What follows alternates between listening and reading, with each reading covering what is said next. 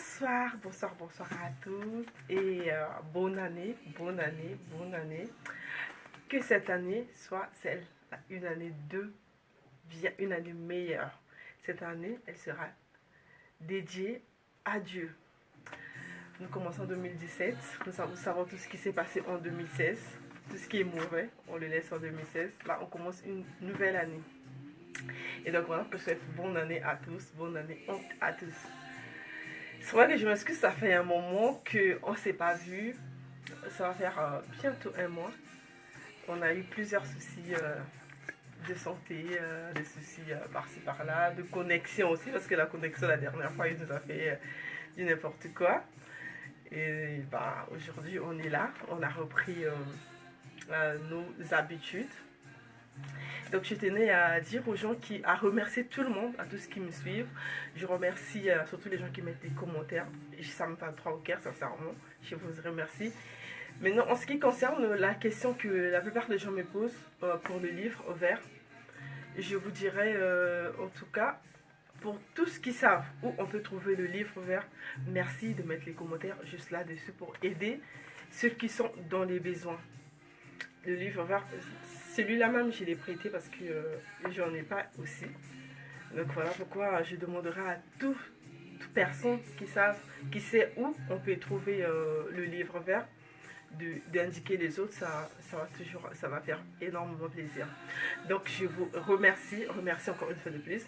On va reprendre notre lecture du livre vert, l'histoire de Kimongis comme d'habitude, comme ça s'appelle couramment, le livre vert, écrit par Papa Joseph Dianguinda Kuchima. Mais en fait, depuis que j'ai commencé, j'ai jamais eu le temps de lire le résumé juste derrière. Et pourtant, ça devrait être la première chose par laquelle je devais commencer. Mais bon, on aura toujours le temps. On est là pour ça. On va tout doucement, mais sûrement. Donc, on avait lu l'introduction. On est actuellement sur l'appel du Christ à Kimbangu. Donc on avait fait la première partie, on a fait la deuxième partie, troisième partie, quatrième partie. Cinquième partie c'était raté, on avait retiré. Et donc aujourd'hui on va reprendre avec la cinquième partie du livre vert. De l'appel du Christ à Kimbangu. Donc si je ne me trompe pas, on s'est arrêté sur la page 24, juste vers la fin en fait. Donc là, je vais reprendre. Comme d'habitude, je reprends encore un peu au-dessus pour rappeler aux gens où on s'est arrêté la toute dernière fois. Et on ira jusqu'à la page 28. Donc sans plus tarder, on va reprendre où on s'est arrêté la toute dernière fois. Alors, à Kinshasa, où il se rendit à pied après un voyage épuisant, les véhicules automoteurs étant plutôt rares à cette époque. Kimbangu parvient à rencontrer les gens originaires de sa région.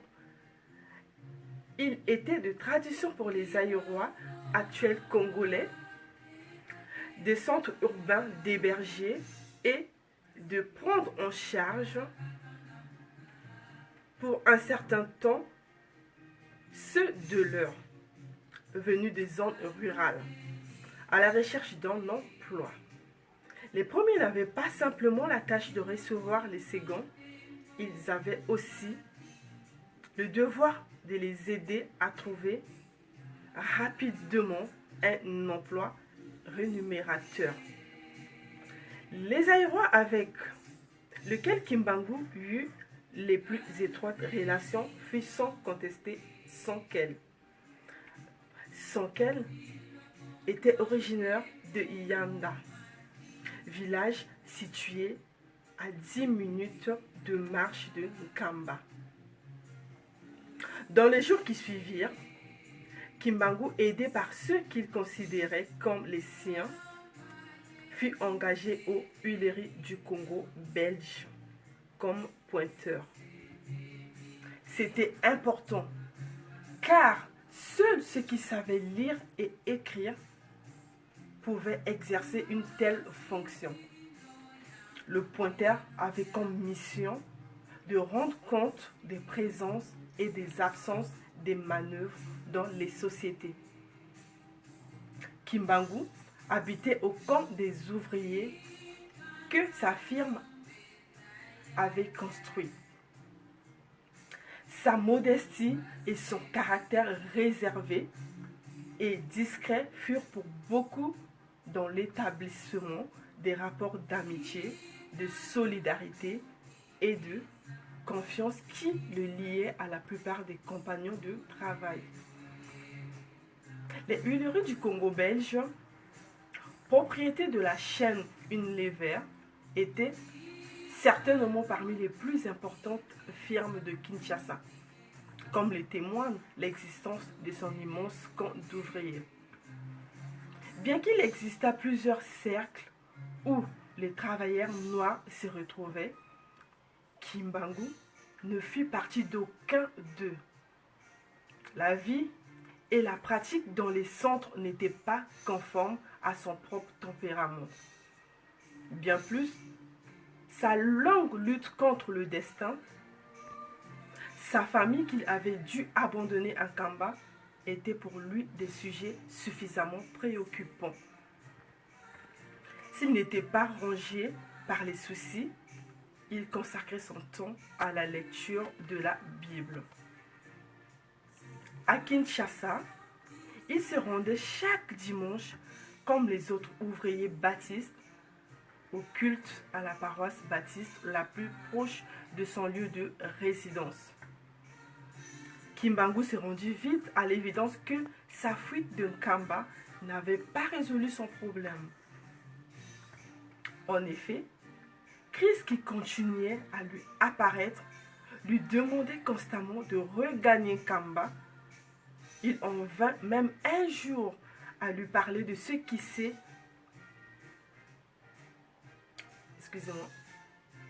lui demandait constamment de regagner Kamba. Il en vint même un jour à lui parler de ce qui était arrivé à Jonas lorsqu'il essaya vainement de se soustraire à la vocation divine. Nombreux parmi ses compagnons de travail ne tardèrent pas à s'apercevoir que quelque chose de grave le préoccupait. Lorsqu'il interrogea, il s'est borné à leur dire que tout allait bien. Mais que de temps en temps, la séparation d'avec sa famille le préoccupait.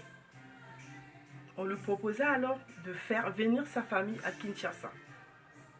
Mais il s'y opposa avec véhémence. Ils comprirent alors que sa tristesse constante n'avait rien à voir avec le problème de sa famille. Son refus permanent de révéler quoi que ce fût sur cette situation amena ses amis à renoncer à vouloir en savoir davantage. Après un mois de travail, vint le jour de la paie. À tour de rôle, les ouvriers entrèrent dans le bureau de paie pour recevoir un salaire qui ne dépassait généralement pas 20 francs. Lorsque vint son tour, l'Européen qui avait la charge de rémunérer les ouvriers le dévisagea longuement avant de lui demander s'il avait l'intention de recevoir 2 fois son salaire en un mois, puisqu'il venait de toucher le sien quelques minutes seulement auparavant. Kimbangu fut sidéré. Il nia catégoriquement avoir déjà reçu son salaire. Le blanc lui présenta alors le livre de paie et lui demanda si la signature qui se trouvait au bas du nom Kimbangu n'était pas la sienne. Après avoir longuement examiné cette signature, Kimbangu admit, sans comprendre quelle était bel et bien la sienne. Il ne cessa pourtant pas d'affirmer que c'était seulement la première fois qu'il venait d'entrer dans le bureau de paie. Malgré l'intervention de quelques-unes de ses amis qu'il interpella et auxquels il expliqua ce qui s'est passé, rien ne modifia la décision du blanc. Kimbangu dut regagner le campement sans rien comprendre à ce mystère. Depuis la semaine qui avait précédé la fin du mois, Kimbangu avait noté qu'il n'était plus tourmenté par l'appel. Il pensait déjà l'avoir emporté. Lorsqu'on lui refusa sa paye, il ne lui vint pas à l'esprit de faire un rapprochement entre l'incident et son refus de se conformer au destin. Ses compagnons, par solidarité, prélevèrent sur leur salaire quelques fonds qui lui remirent ensemble. Pendant plusieurs jours encore, Kimbangu essaya vainement de trouver la clé à cette énigme. Le mois s'écoula sans incident et Kimbangu reprit normalement son travail. Pourtant, le jour de la paye suivant, le même scénario se produisit. Ses amis commencèrent alors à s'inquiéter sérieusement et se montrèrent autant préoccupés que celui-même du mystère.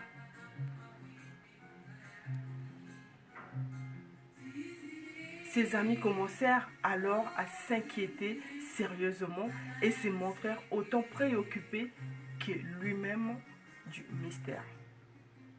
Le blanc, de son côté, ouvrit une enquête à laquelle il dut bientôt mettre fin. N'ayant abouti à aucun résultat concret, il était lui-même étonné, d'autant plus que Kimbangu passait à ses yeux pour être parmi les meilleurs, les plus intègres, les plus sérieux et les plus disciplinés. Il s'en trouva un parmi les amis de Kimbangu qui lui proposa de regagner le village comme l'exigeait la coutume pour un conseil de famille. Il se pourrait bien, avait-il pensé, qu'un des membres de votre famille, ne mécontent de ce que vous n'avez envoyé jusqu'ici la moindre casserole au village, contrairement à ce que nous avons fait, conformément aux traditions, et jeté un sort sur vous. Beaucoup parmi eux acceptèrent cela comme la cause probable du mauvais sort qui abattait avec acharnement sur lui. Le 3e mois arriva enfin à terme. Cette fois-ci, le 3e mois arriva enfin à terme. Cette fois-ci, au jour de la paye, le blanc, précautionneux, prit soin d'appeler au premier lieu Kimbangu pour toucher son salaire. Kimbangu, ou du moins celui qu'il croyait être Kimbangu, entra et reçut de ses mains son salaire. Puis apposa sa signature sur le livre de paye avant de sortir du bureau. De leur côté, les amis de Kimbangu prirent des dispositions afin que la situation de 2 mois antérieurs ne se renouvela plus.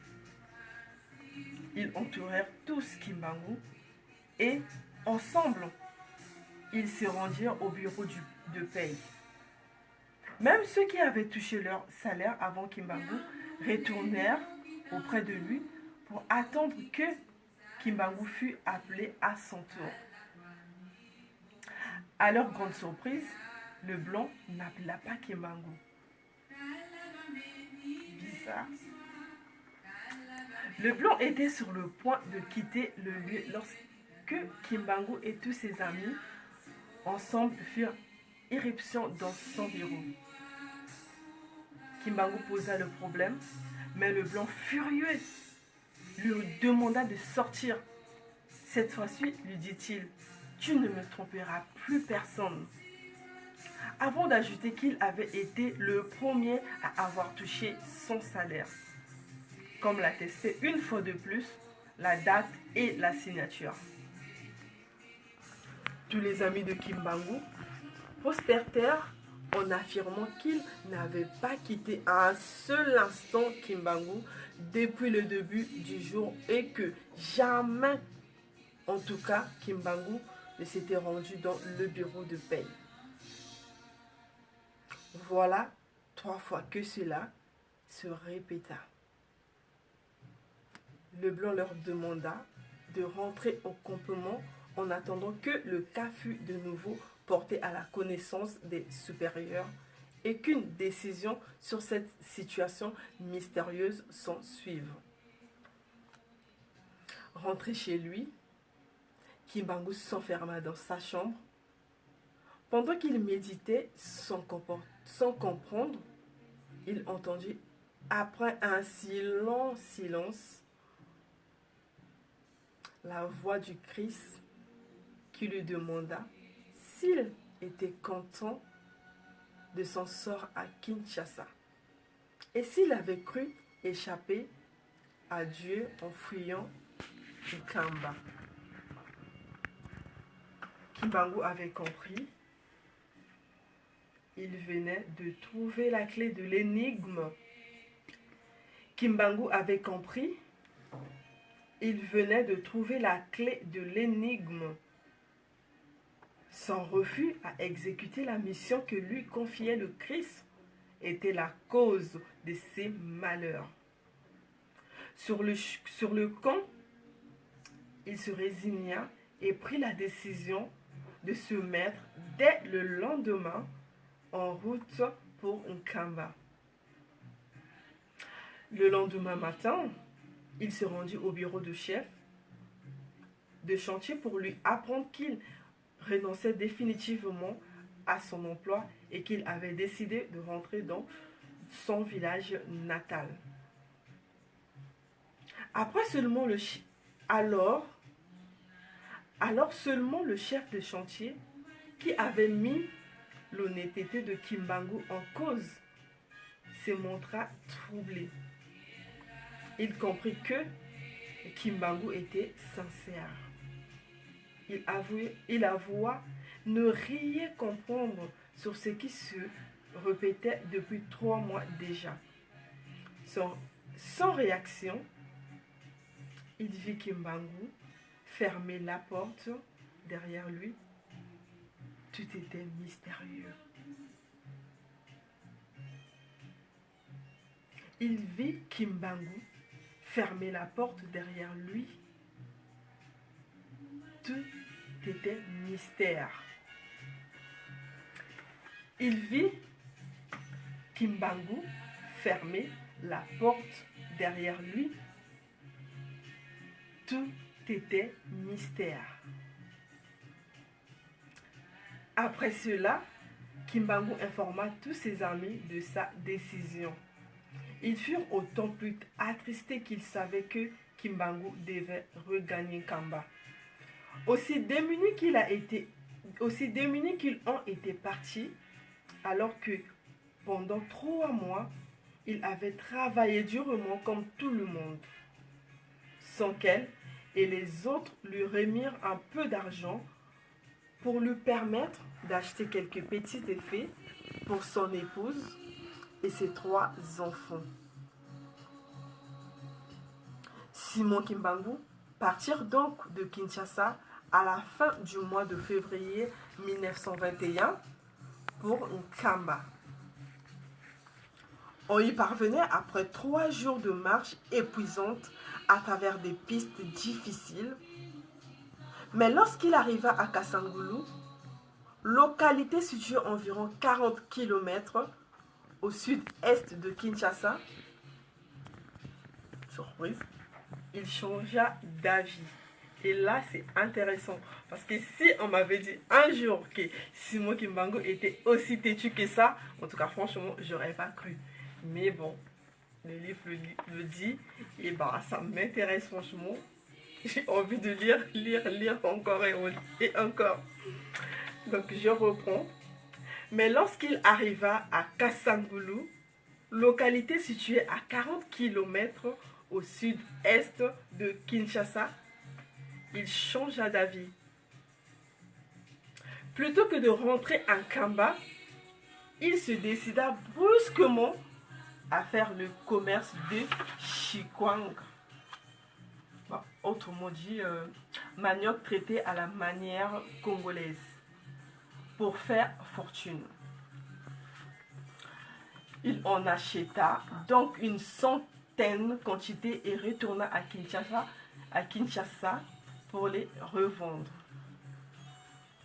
Malheureusement, pour lui, personne ne voulut en acheter et il dut se résigner à les revendre à perte. Il se persuada de la nécessité de ne pas insister pour forcer la main au destin. Au marché de Kinshasa, il put acheter quelques petits effets dans des grosses sangouilles, autrement appelées les nzombo. Donc entre nous, on se connaît, les gens ils sauront. Donc au marché de Kinshasa, il put acheter quelques petits effets dans des sortes de grosses anguilles fumées, entre guillemets, appelées le nzombo, pour la famille. Revenu à Kasangulu, en route pour Kamba, un agent de la police coloniale du nom de Mfumfu se jeta sur lui et le dépouilla de tout ce qu'il avait acheté pour sa famille, avant de le laisser poursuivre son voyage de retour. Après 2 jours de marche, il parvient à Tisville, située à 75 km de Nkamba. Là, une fois de plus, malgré tous les antécédents, il décida de se faire embaucher comme cheminot à l'office des transports coloniaux, autrement appelé Otraco. Donc je vais reprendre. Je vais insister un peu là-dessus. Après 2 jours de marche, il parvint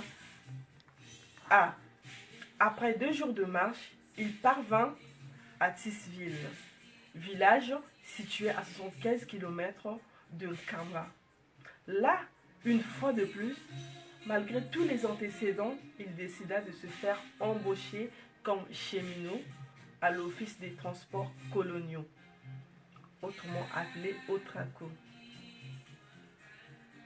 Le soir, après le travail, on lui signifia qu'on n'avait plus besoin de ses services et qu'il pouvait s'en aller. Donc voilà, quand on est trop têtu, c'est qui arrive. Donc je vais reprendre. Le soir, après le travail, on lui signifia qu'on n'avait plus besoin de ses services et qu'il pouvait s'en aller. C'en était trop, il fallait irrévocablement rentrer à Nkamba.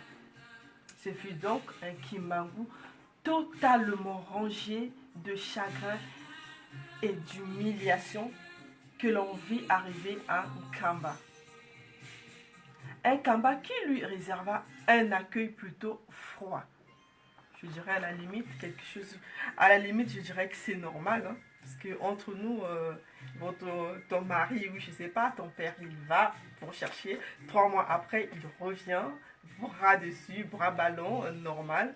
Et je pense que la réaction, elle est complètement naturelle. Donc je vais reprendre encore l'histoire. Le soir, après le travail, on lui signifia qu'on n'avait plus besoin de ses services et qu'il pouvait s'en aller. C'en était trop, il fallait irrévocablement rentrer à Nkamba. Ce fut donc un Kimbangu totalement rongé de chagrin et d'humiliation que l'on vit arriver à Nkamba. Un Kamba qui lui réserva un accueil plutôt froid. Mais il ne prouva aucune difficulté à réintégrer la vie du village. Il se remit à ses travaux agricoles, parallèlement à l'exercice de ses fonctions de catéchiste du village. Il se rendit souvent à Lukengo, village situé à peu près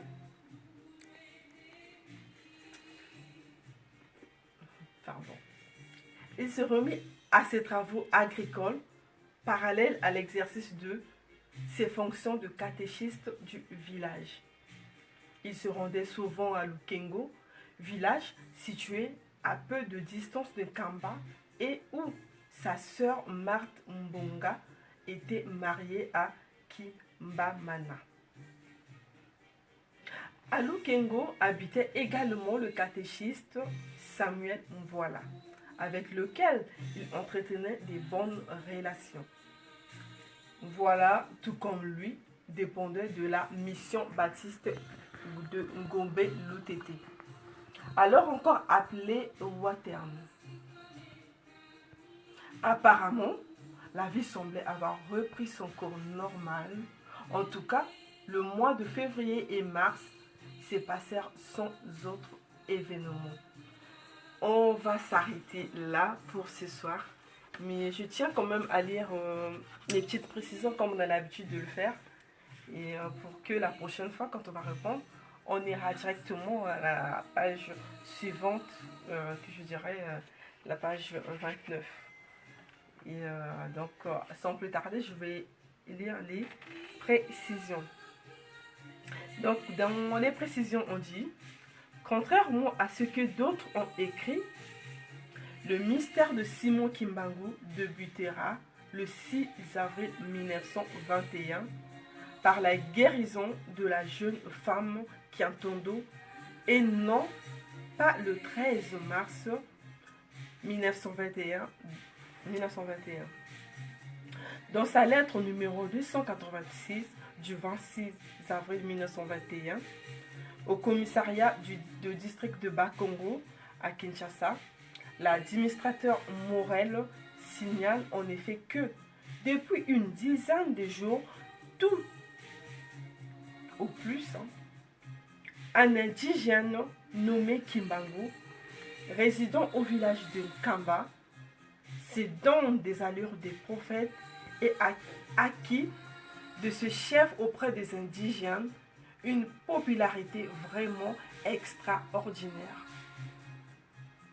L'estimation de la date que fait Morel, bien qu'inexacte, est assez proche de la réalité. Car, comme nous le savons dit plus haut, c'est effectivement le mercredi 6 avril 1921 que Kimbangu commença son ministère en guérison Kiantondo. Les descendants de Kiantondo sont encore en vie et il a été érigé à Gombe, Kinsuka, une stèle commémorative à l'endroit où se trouve sa maison. Donc, merci pour ce soir. On s'arrête là. Donc, je vous remercie énormément. Et on se dit à la prochaine. Et désolé de temps mort qu'on a eu. Et au revoir. Bonne année. Bye bye.